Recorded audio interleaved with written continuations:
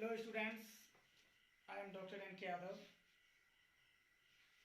पिछले क्लास में हम लोग सब्जेक्ट सेटिंग के बारे में पढ़े थे। यानी पिछले क्लास में मैंने आप लोगों को क्वेश्चन टैग में सब्जेक्ट कैसे सेट किया जाता है ये हम लोग पढ़े थे। और मैंने बताया था आप लोगों को कि स्टेटमेंट का सब्जेक्ट क्या रहेगा, तो क्वेश्चन टैग का सब्जेक्ट कौन सा प्रोनाउन सब्जेक्ट होगा। आज हम लोग ये जानेंगे कि यदि मूल सेंटेंस यानी मेन सेंटेंस जो स्टेटमेंट था वो अगर इंपेरेटिव में हो, यदि स्टेटमेंट इंपेरेटिव में हो यानी आज्ञार्थक वाक्य हो, यदि स्टेटमेंट इंपेरेटिव में हो यानी आज्ञार्थक वाक्य हो, तब क्वेश्चन टैग का सब्जेक्ट कैसे सेट करेंगे, तब क्वेश्चन टैग का ऑक्सिलियरी वर्ब कैसे सेट करेंगे, ये चीज हम लोग इस लेक्चर में जानेंगे। देखिए, अब आपके मन में एक क्वेश्चन चल रहा होगा कि ये इंपेरेटिव सेंटेंस हम लोग पहचानेंगे कैसे। तो पहले समझिए कि इंपेरेटिव सेंटेंस हमेशा V1 से शुरू होता है, यानी मेन वर्ब के पहला रूप से शुरू होता है।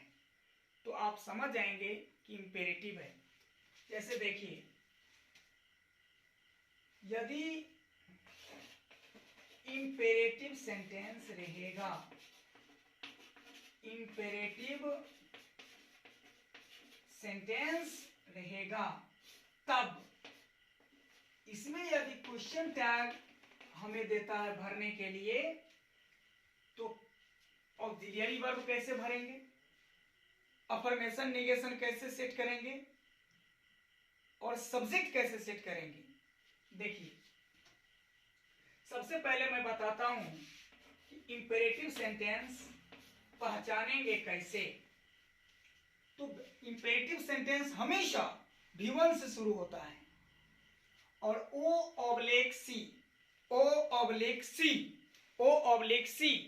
से होता है ऑब्जेक्ट और C से होता है complement. O stands for object, OBJECT, and C stands for complement, COMPLEMENT, complement। उसके बाद ये पहचान हुआ आपको इंपेरेटिव सेंटेंस का। तो यदि स्टेटमेंट इंपेरेटिव सेंटेंस रहेगा यानी V1 से शुरू रहेगा, तो क्वेश्चन टैग का ऑक्सिलियरी वर्ब हम विल को मानेंगे। क्या मानेंगे? विल को मानेंगे। अब या तो विल को मानिए या ओन्ट। विल में नॉट का शॉर्ट फॉर्म N' जब लगाया जाता है तो ओन्ट बन जाता है। तो इंपेरेटिव सेंटेंस यदि स्टेटमेंट यानी मेन सेंटेंस यदि इंपेरेटिव में रहेगा, तो क्वेश्चन टैग का वर्ब विल को मानेंगे। तब विल के साथ आप नॉट का शॉर्ट फॉर्म लगाएं या न लगाएं, इंपेरेटिव सेंटेंस में दोनों सही है, दोनों चलेगा। इसीलिए या तो विल लिखिए या ओन्ट लिखिए।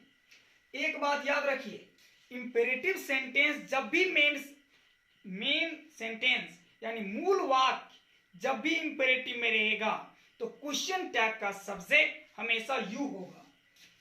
सब्जेक्ट हो जाएगा यू। क्या हो जाएगा? यू। लेकिन यदि imperative sentence don't, never say शुरू रहेगा, डोंट नेवर से शुरू रहेगा, यदि इंपेरेटिव सेंटेंस डोंट या नेवर से शुरू रहेगा, V1 समझते हैं ना, मेन वर्ब का मुख्य क्रिया का जो पहला फॉर्म होता है, बेसिक फॉर्म होता है, वो V1 कहलाता है। तो जो इंपेरेटिव सेंटेंस डोंट या नेवर से शुरू होगा, उसमें सिर्फ ऑक्सिलियरी वर्ब के रूप में विल आएगा। इसमें हम ओन्ट नहीं लगाएंगे। यदि डोंट या नेवर से शुरू नहीं रहेगा तो विल या वोंट दोनों चलेगा। लेकिन यदि पहले इंपेरेटिव सेंटेंस के पहले यानी शुरू में ही डोंट या नेवर लगा रहेगा तब यहां पर सिर्फ हम विल को मानेंगे, यानी क्वेश्चन टैग का वर्ब सिर्फ विल होगा। और सब्जेक्ट तो जानते ही हैं आप लोग, यू होगा। क्या होगा? यू। चलिए, तो इंपेरेटिव सेंटेंस का क्वेश्चन टैग आप लोग समझ गए।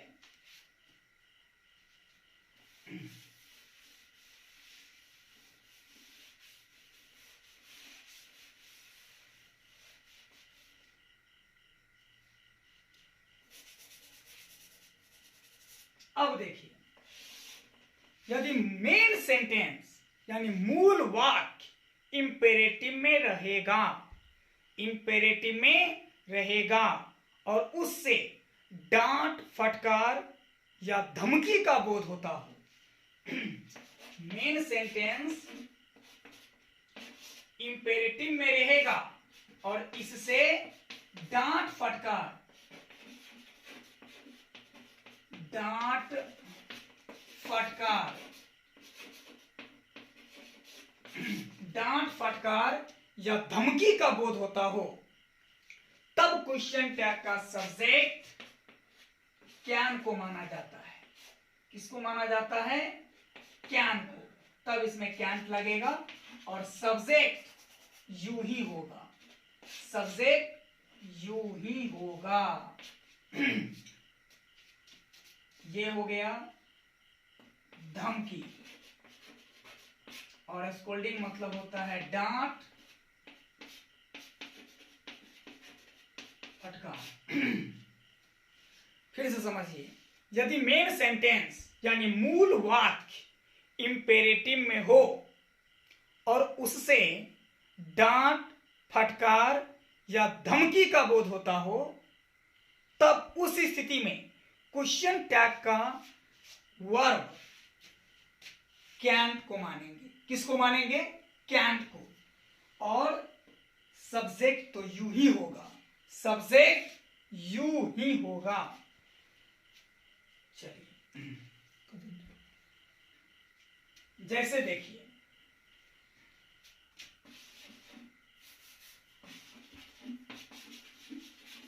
गो there at once,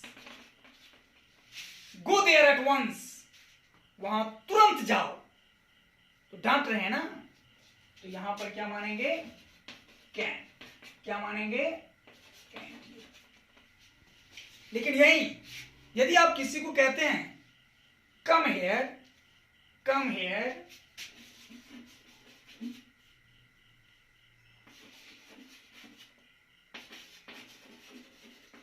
please come here, please come here, तो यहां तो डांट, फटकार या धमकी का बोध नहीं हो रहा है। तब मैंने क्या बताया था कि क्वेश्चन टैग का वर्ब विल या वोंट को मानेंगे। तो यहां आप विल को माने या वोंट को माने, तो सब्जेक्ट क्या होगा? यू। डांट, फटकार या धमकी का बोध होगा तो क्वेश्चन टैग का वर्ब कैन को मानेंगे, सब्जेक्ट तो यू ही होगा। लेकिन यदि इंपेरेटिव सेंटेंस से डांट, फटकार या धमकी का बोध नहीं होगा, तब क्वेश्चन टैग का वर्ब विल या वोंट, जो मैंने थोड़ा देर पहले बताया था, अगर रहेगा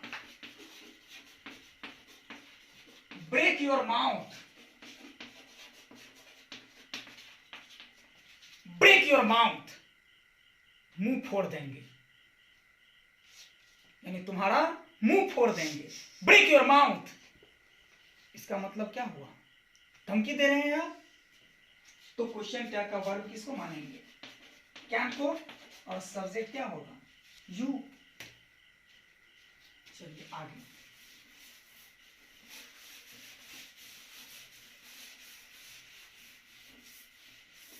ये आप लोगों ने सीख लिया। अब देखिए, यदि स्टेटमेंट में यदि स्टेटमेंट में कोई ऑक्सिलियरी वर्ब नहीं रहेगा, यदि स्टेटमेंट में कोई ऑक्सिलियरी वर्ब नहीं रहेगा, तो ऑक्सिलियरी वर्ब नहीं रहेगा तो क्या इसमें कोई वर्ब नहीं रहेगा? वर्ब रहेगा। कौन सा वर्ब रहेगा?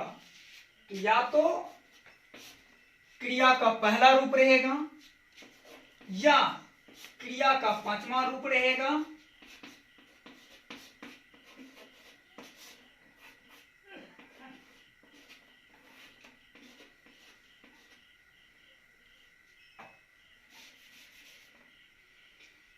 या तो V1 रहेगा या क्रिया का पांचवा रूप रहेगा या क्रिया का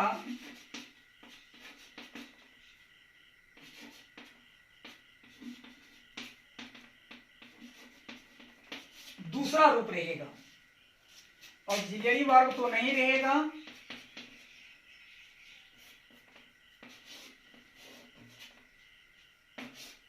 ध्यान से सुनिए। यदि स्टेटमेंट में ऑक्सिलियरी वर्ब नहीं रहे, उसके बदले V1 रहे या V5 रहे, अब कहिएगा V5 कैसे पहचानेंगे? तो मेन वर्ब में S या ES लगा रहेगा तो V5 होगा, या V2 रहेगा यानी क्रिया का दूसरा रूप, मेन वर्ब का दूसरा रूप रहेगा, V2 फॉर्म रहेगा, तो क्वेश्चन टैग का वर्ब कैसे मानेंगे ये चीज देखिए। अगर V1 रहेगा तो क्वेश्चन टैग का सब्जेक्ट होगा डू। क्या होगा? डू। V1 रहेगा तो होगा डू। अगर V5 रहेगा तो होगा डज, और V2 रहेगा तो होगा डिड। ये आपको समझना पड़ेगा। और यहां पर नॉट का शॉर्ट फॉर्म कब लगेगा? जब स्टेटमेंट पॉजिटिव हो तब इसके साथ नॉट का शॉर्ट फॉर्म NT लगेगा, यानी N' लगेगा। लेकिन ये स्टेटमेंट नेगेटिव हो तब डूडल जिड के साथ नॉट का शॉर्ट फॉर्म N' का प्रयोग नहीं होगा। और क्वेश्चन टैग का सब्जेक्ट कैसे मानिएगा ये तो मैंने पिछले लेक्चर में ही बताया था आप लोगों को। जैसे देखिए, she writes a letter, she writes a letter. अब इसमें देखिए 24 जो ऑक्सिलियरी वर्ब्स लिखाया गया था आप लोगों को, क्या उस 24 में से इसमें से कोई है? अगर याद होगा आप लोगों को तो जरूर बता सकते हैं। नहीं लगा हुआ है तो यहां राइट है। अब राइट का मतलब क्या होता है? नाचना तो नहीं होता है ना। राइट का मतलब क्या होता है? सोना। सोना होता है क्या? नहीं। तो राइट का मतलब क्या होता है? लिखना। तो राइट मतलब लिखना हुआ, और यहां पर एस लगा हुआ है, इसका मतलब क्या है? V5 है। तो क्वेश्चन टैग का वर्ब किसको मानिएगा? V5 में किसको मानोगे? डज को। तो यहां पर लिखेंगे डज। अब ये स्टेटमेंट बताइए पॉजिटिव है या नेगेटिव है? इसमें तो कोई नेगेटिव वर्ड नहीं लगा हुआ है। पिछला लेक्चर में आप लोगों को मैंने बताया था कि कौन कौन नेगेटिव वर्ड्स हैं। उसमें से कोई नेगेटिव वर्ड लगा हुआ है? नहीं लगा हुआ है। तो नहीं लगा हुआ है तो यहां पर नॉट का शॉर्ट फॉर्म NT लगेगा। अब पिछला लेक्चर में मैंने बताया था सब्जेक्ट सेटिंग। तो देखिए सब्जेक्ट क्या है स्टेटमेंट का? शी। तो यहां पर क्या आएगा? She. She writes a letter doesn't she. वह एक पत्र लिखती है ना? वह एक पत्र लिखती है ना? चलिए,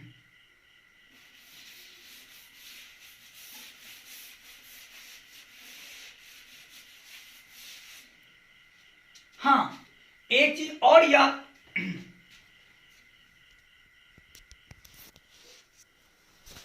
रोकिए, नहीं रोकनी चाहिए। हाँ एक चीज और याद रखना पड़ेगा आप लोगों को। क्वेश्चन टैग का जो वर्ब होता है ना, वो क्वेश्चन टैग के सब्जेक्ट के अनुसार होता है। सब्जेक्ट यदि सिंगुलर हो तो वर्ब सिंगुलर होता है, और सब्जेक्ट यदि प्लूरल हो तो वर्ब भी प्लूरल होता है। तो क्वेश्चन टैग का जो वर्ब होगा वो क्वेश्चन टैग के सब्जेक्ट के अनुसार होगा, सिंगुलर या प्लूरल। यानी क्वेश्चन टैग का वर्ब सिंगुलर या प्लूरल क्वेश्चन टैग के सब्जेक्ट के अनुसार होगा। फिर से समझिए, क्वेश्चन टैग का वर्ब तो स्टेटमेंट के वर्ब के अनुसार होगा, लेकिन क्वेश्चन टैग का वर्ब सिंगुलर होगा या प्लूरल, ये क्वेश्चन टैग के सब्जेक्ट पर निर्भर करेगा। यानी क्वेश्चन टैग के सब्जेक्ट के अनुसार होगा। जैसे देखिए, एवरीवन नोज गांधी जी।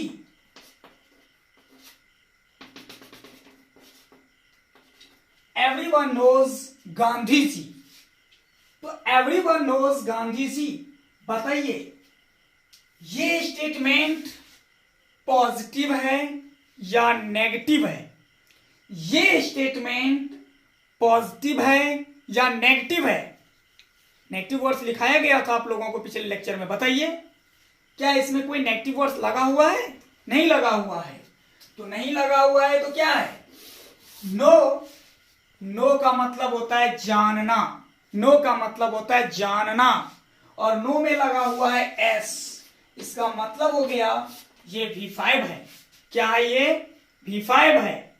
तो V5 है तो अभी थोड़ा देर पहले मैंने बताया था कि यदि इसमें यानी स्टेटमेंट में ऑक्सिलियरी वर्ब नहीं हो तो V5 रहेगा। तो क्वेश्चन टैग का वर्ब किसको माना जाता है? डज को।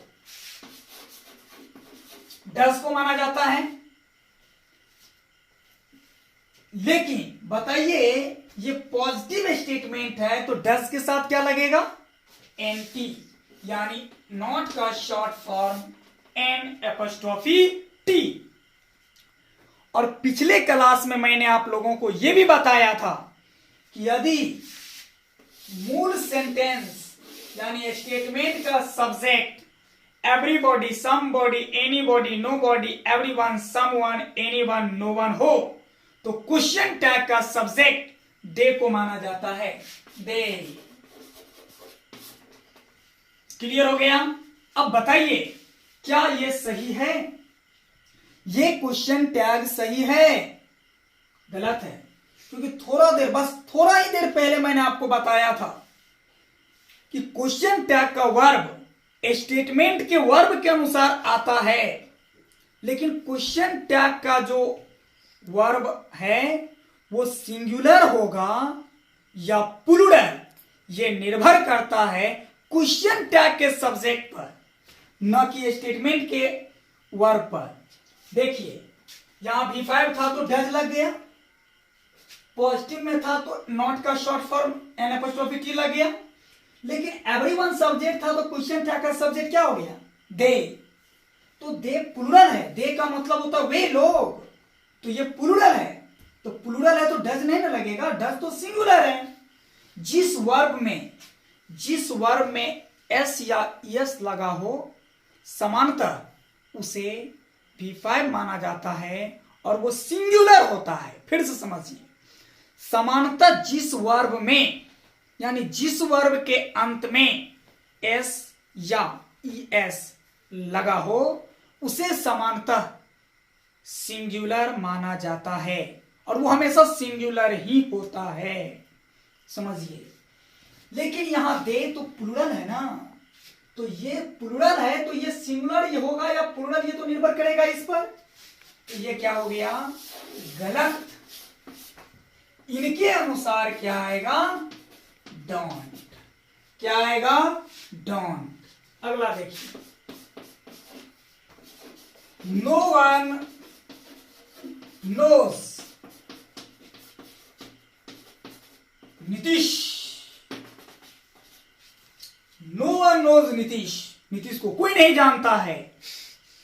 अब देखिए ये स्टेटमेंट पॉजिटिव है या नेगेटिव है?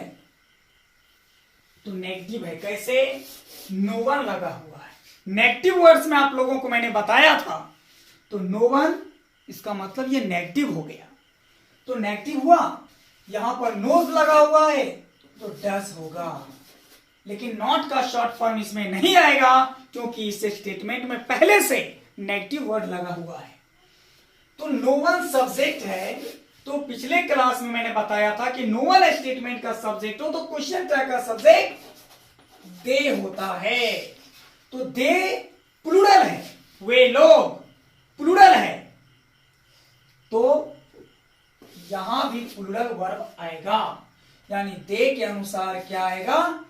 डू। क्या आएगा? डू।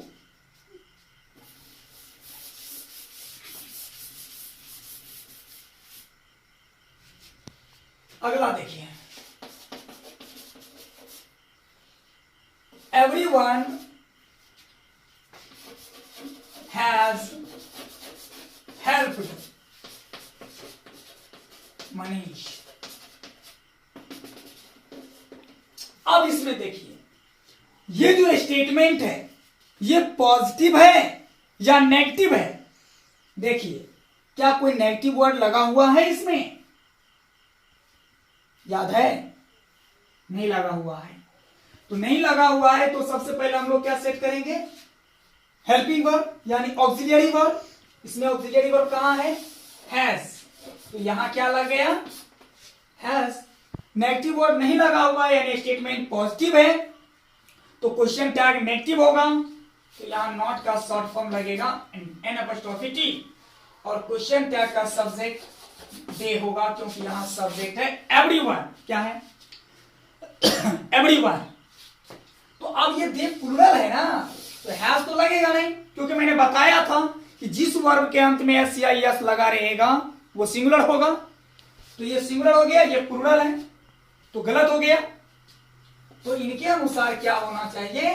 प्लूरल, यानी haven't they. Everyone has helped Manish haven't they. प्रत्येक व्यक्ति मनीष को मदद किया है ना। नेक्स्ट,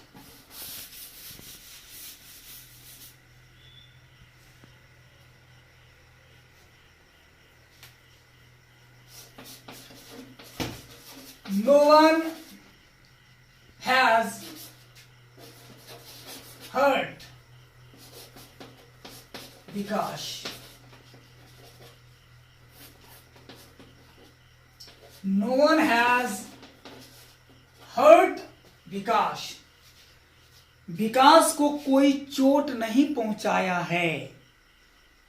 विकास को कोई नहीं चोट पहुंचाया है, तो ये नेगेटिव वर्ड है। तो नेगेटिव वर्ड है, इसका मतलब स्टेटमेंट नेगेटिव है। तो यहां पर ऑक्सिलियरी वर्ब क्या है? हैज। तो नॉट का शॉर्ट फॉर्म तो नहीं लगेगा। सब्जेक्ट है स्टेटमेंट का नो वन, तो क्वेश्चन टैग का सब्जेक्ट इसमें क्या होता है? दे।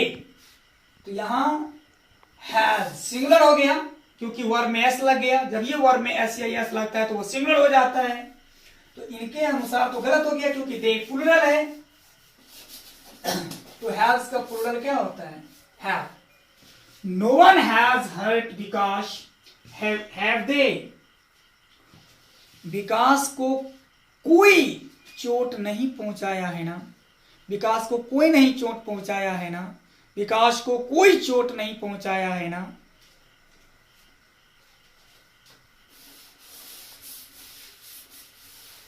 चल, some of you can do it. अब देखिए ये स्टेटमेंट पॉजिटिव है या नेगेटिव है? क्या है बताइए? पॉजिटिव है ना, क्योंकि इसमें कोई नेगेटिव वर्ड नहीं लगा हुआ है। तो नहीं लगा हुआ है तो सबसे पहले क्वेश्चन टैग में क्या सेट करेंगे? Auxiliary verb. तो ऑक्सिलियरी वर्ब क्या होगा? कैन है, तो कैन हो गया। कोई नेगेटिव वर्ड नहीं लगा हुआ यानी स्टेटमेंट पॉजिटिव है, तो क्वेश्चन टैग नेगेटिव होगा, तो एपोस्ट्रोफी टी लगेगा। और सब्जेक्ट, तो इसमें सम ऑफ के बाद क्या है, यू, तो यू का क्या बताए थे सम ऑफ के तुरंत बाद अगर यू हो तो क्वेश्चन टैग का सब्जेक्ट यू ही होता है। अगला example, most of us can help her. most of us can help her। तो इसमें नेगेटिव वर्ड तो नहीं लगा हुआ, इसका मतलब पॉजिटिव स्टेटमेंट है। ऑक्सिलरी वर्ब क्या है, कैन, तो कैन एपोस्ट्रोफी टी लगेगा ना, नॉट का शॉर्ट फॉर्म लगेगा। लेकिन इसमें मोस्ट ऑफ के तुरंत बाद अस लगा हुआ है। पिछले क्लास में मैंने बताया था कि मोस्ट ऑफ के बाद जो ऑब्जेक्टिव केस रहेगा उसके अनुसार क्वेश्चन टैग का सब्जेक्ट नॉमिनेटिव केस होगा, यानी अस रहेगा तो अस का वी होगा। पिछले क्लास में मैंने बताया था, तो अस का यहां पर क्या हो जाएगा, वी। क्लियर हो गया। आज क्वेश्चन टैग खत्म हो गया। अगले लेक्चर में हम लोग क्वेश्चन टैग से संबंधित एक्सरसाइज बनाएंगे। जो भी एक्सरसाइज होगा उसका जो भी क्वेश्चन आएगा, जिस भी तरह का क्वेश्चन होगा, उस सारे क्वेश्चंस का सॉल्यूशन हम लोग अगला लेक्चर में करेंगे। अब आपके मन में क्वेश्चन उठ रहा होगा कि हम किस ग्रामर से एक्सरसाइज बनाएंगे, तो आप समझिए पूरे बिहार में पहली बार the work book of English grammar market में आया है आलोक भारती पब्लिकेशन से। आलोक भारती पब्लिकेशन से बिहार में पहली बार the work book of English grammar आया है। The work book of English grammar, उसी ग्रामर से, फिर से समझिए, publication Alok Bharati publication, grammar का नाम है the work book of English grammar. नाम ही है बुक की, the work book of English grammar. The work book of English grammar by doctor N K. Yadav. उसी ग्रामर से आप लोग बनाएंगे, उसी वर्क बुक से आप लोग बनाएंगे, क्योंकि उसमें बहुत सारे एक्सरसाइज दिए हुए हैं, डिफरेंट टाइप्स का एक्सरसाइज उसमें दिया हुआ है। इसीलिए आप मार्केट के 5-6 ग्रामर का एक्सरसाइज बनाइएगा, वो सारे एक्सरसाइज के बराबर सिर्फ the work book of English grammar जो हैं वो काफ़ी हैं। Thank you. और अपने गुरु के लिए एक लाइक जरूर कीजिएगा इस चैनल को। ये चैनल मेरा नहीं, ये चैनल आपका अपना चैनल है, इसलिए सब्सक्राइब कर लीजिएगा, बेल आइकन को जरूर दबाइएगा ताकि सारा वीडियो आप तक पहुंचे, जो भी वीडियो डाला जाएगा आप तक पहुंचे। और अपने दोस्तों के बीच जरूर शेयर कीजिएगा। Once again